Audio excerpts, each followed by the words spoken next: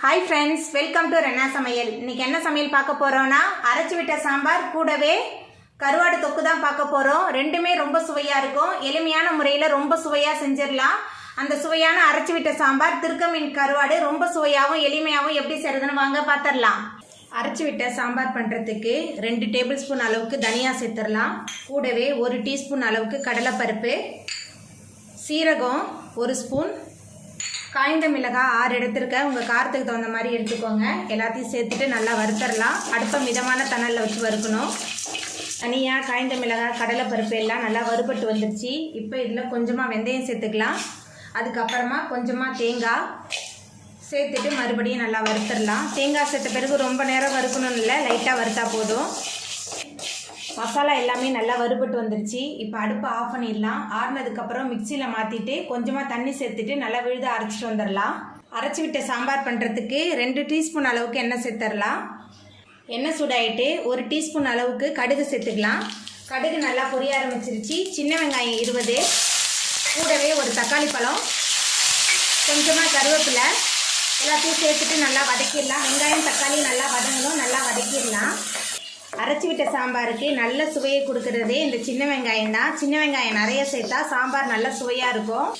சின்ன வெங்காயம் தக்காளி நல்லா வதங்கி வந்துருச்சு இப்போ இதில் நம்ம காயெல்லாம் சேர்த்துக்கலாம் 3 கத்திரிக்காய் நறுக்கி வச்சுருக்கேன் கத்திரிக்காய் சேர்த்துக்கலாம் 2 முருங்கைக்காய் 2 சேர்த்துட்டு இந்த எண்ணெயிலே கொஞ்சம் நேரத்துக்கு நல்லா வதக்கலாம் நம்ம சேர்த்த முருங்கைக்காய் கத்திரிக்காய் எண்ணெயிலே நல்லா வதங்கி வந்துருச்சு இப்போ இதில் மசாலா தூள்லாம் சேர்த்துக்கலாம் மஞ்சத்தூள் 1 ஸ்பூன் சேர்க்குறேன் கூடவே நம்ம அரைச்சி வச்ச மசாலா சேர்த்துக்கலாம் கொஞ்சமாக தண்ணி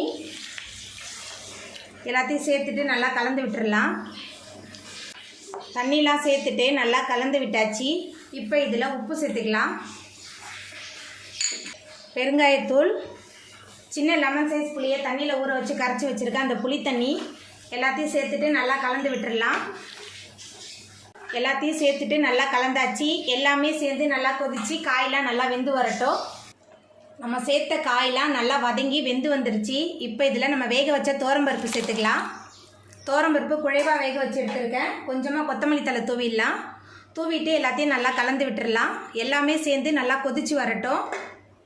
அரைச்சி விட்ட சாம்பார் நல்லா கொதிக்க ஆரம்பிச்சிருச்சு நம்மளோட சுவையான அரைச்சி விட்ட சாம்பார் சூப்பராக ரெடி ஆகிட்டு இப்போ நம்ம அடுப்பை ஆஃப் பண்ணிடலாம் திருக்கமீன் கருவாடு தொக்கு பண்ண போகிறோம் அதுக்கு எண்ணெய் சேர்த்துடலாம் 2 டேபிள் ஸ்பூன் அளவுக்கு எண்ணெய் சேர்த்துருக்கேன் ரைட்டு இதில் கொஞ்சமாக கடுகு சேர்த்துக்கலாம் கடுகு நல்லா பொரிய ஆரம்பிச்சிருச்சு 4 பெரிய வெங்காயம் பொடியாக நறுக்கி வச்சுருக்கேன் பெரிய வெங்காயம் சேர்த்துக்கலாம்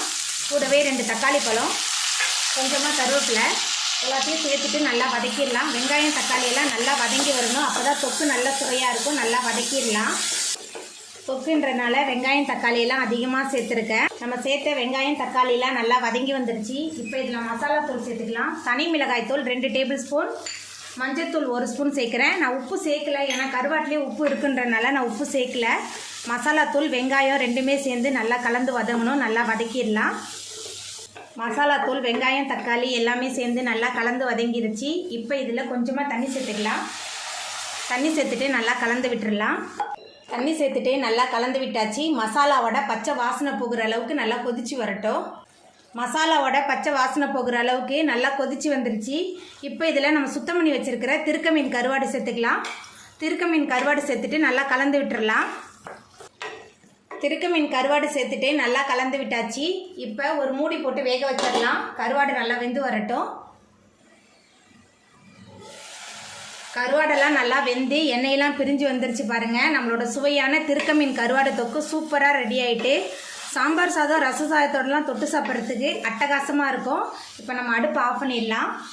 அவ்வளோதாங்க ரொம்ப சுவையான அரைச்சி விட்ட சாம்பார் திருக்கமீன் கருவாடு தொக்கு சூப்பராக ரெடி ஆகிட்டு இந்த சுவையான அரைச்சி விட்ட சாம்பார் கருவாடு தொக்கை நீங்களும் உங்கள் வீட்டில் செஞ்சு பாருங்கள் இந்த வீடியோ உங்களுக்கு பிடிச்சிருந்தா லைக் பண்ணுங்கள் ஷேர் பண்ணுங்கள் கமெண்ட் பண்ணுங்கள் சப்ஸ்கிரைப் பண்ணுங்கள் அப்படியே பக்கத்தில் உள்ள பெல் பட்டனை கிளிக் பண்ணிடுங்க நன்றி